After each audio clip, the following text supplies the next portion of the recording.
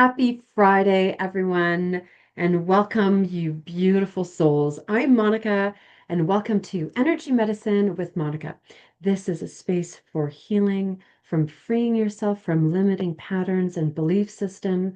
And each week we explore what is ready to be shifted using consciousness-based medicine, helping you to regain fuller health, align, and synthesize what is ready to be released. You are your own healer. I am simply the guide. And without further ado, in today's work, we are going to be working and looking at the planets and how their influence um, our daily lives. Now, this is a little note. I am not an astrologer. And you can go to your local astrologer or look online for astrology, but I'm just giving a synopsis using the BodyTalk system and the uh, the effect the planets may be having on your body mind. Now, I'm bombarded. I'm feeling really, really, really dizzy. So there are there are six planets in retrograde. Holy smokes. Holy smokes. Six planets out of our entire our solar system have taken a step back down memory lane through each of your houses, wherever those planets sit for you in your astrology, in your birth chart, depending on what house it's in, where it sits in your birth chart, your astrological birth chart, are taking a little trip down memory lane to go and I call a cleanup or a once over for the dust or the particles or the imbalances or the karma or the experiences or places that you've overlooked or jumped over. They're taking a step back to do a final sweep. So we've got Mercury in retrograde, which mucks up clear thinking and communication. So you could go back, you may be having disagreements, or conflict. Now, conflict, even though it doesn't feel good, is not necessarily a bad thing. I don't really look at conflict as something that is terrible or that it needs to be resolved. I don't know how to resolve conflict other than to go within, so that retrograde. And where within me is an old wound, is a wounding from my childhood. Now, I say childhood because that's the original wound from 0 to about 7 or 6 is where we as humans create these coping mechanisms to live life. Now, we don't come with a manual, we don't come with a book. We come into this family, we're born into a family who have their own rules and recipes on how to live.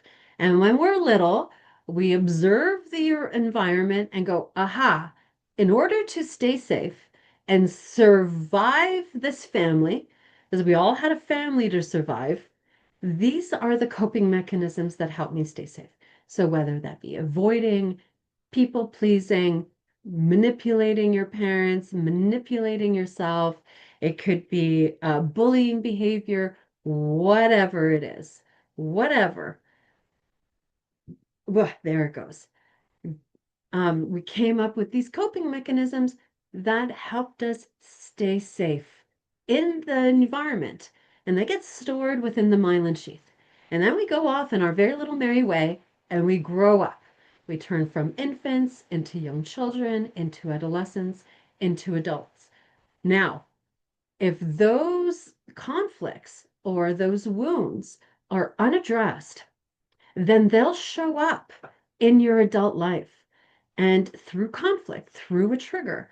And I don't really view conflict as this terrible thing. I look at it as an opportunity to find the gold nugget within that wound, that little child within that's saying, hey, this way is not working anymore. It worked when you were little, but it's causing you harm now. It's causing dysfunction now.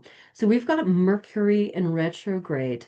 We've got Jupiter, which is the planet of expansion, of right brain, of intuition, of creative thinking in retrograde. So going against the expand, like it's in retrograde. So that's really something to consider. It's creating some pressure. I could feel the pressure in my brain when Jupiter goes, I want to expand, I want to get out there, I want to share, I want intuition to lead the way. And we're in retrograde of Jupiter and Saturn, which is limitations. And Saturn is really nitty gritty. Think of Saturn as the left brain, and you think of Jupiter as the right brain. Saturn is logical mind, logical thinking, facts, really, really practical. Oh my God, I'm feeling so dizzy. And then we get into Jupiter, which is the planet of expansion, of creative thinking, of right brain, of intuition. And they're both in retrograde. All right, so we need to balance the brain here to those two planets that are in retrograde. Going to bring in cortices. We're going to tap the brain so it's not fried.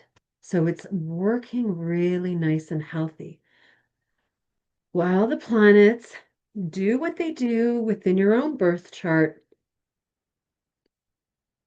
to go and clean up, transmute any kind of experiences into wisdom, take what you need and leave the rest. There we go.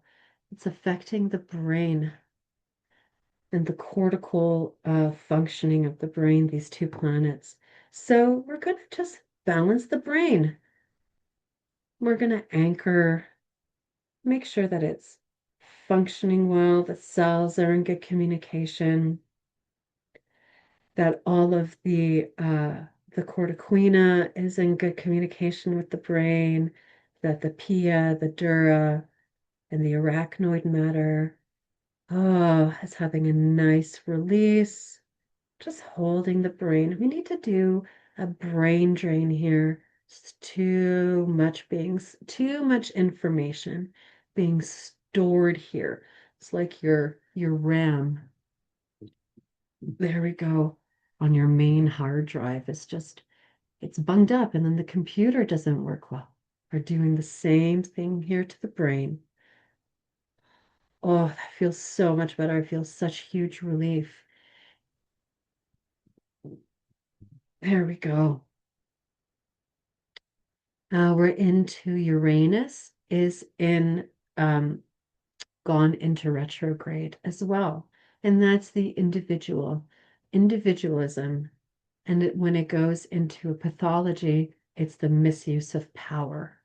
So, where within you have you misused sometime in your lifetime, forced your individuality onto others, or misused your own personal power or your power to enforce something that you want? There's a little bit here of a dominating energy. It could become through as forcefulness, manipulation, coercion, really the misuse of your power. Got a eighth chakra influence coming in through here, um, through past lives.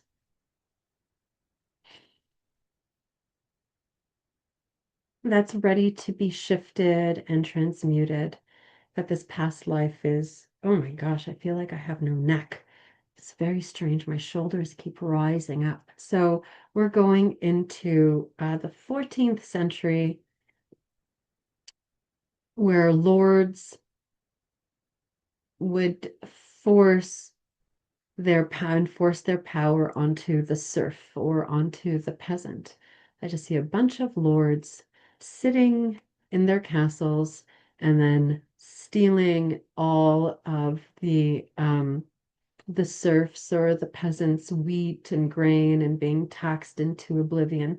So this would be a misuse of power. So we're going to anchor that to the heart, holding the world's heart to individuate this. So that forcefulness, that pushiness, that execution of power um, is not so pushy in your life. Ooh. And then we're going into Neptune, which is also in retrograde. And this is anything idealistic. So fantastical thinking. So this is where anxiety can come up, really big stories of doomsday, things going wrong, or on the other end, fantastical thinking of everything is fantastic, everything is great, nothing can go wrong, I'm on top of the world, I'm the best, everything's the best, and it can go into narcissism. We're going to just help the system to ground through this plethora of bipolar thinking from one to the other, from one to the other.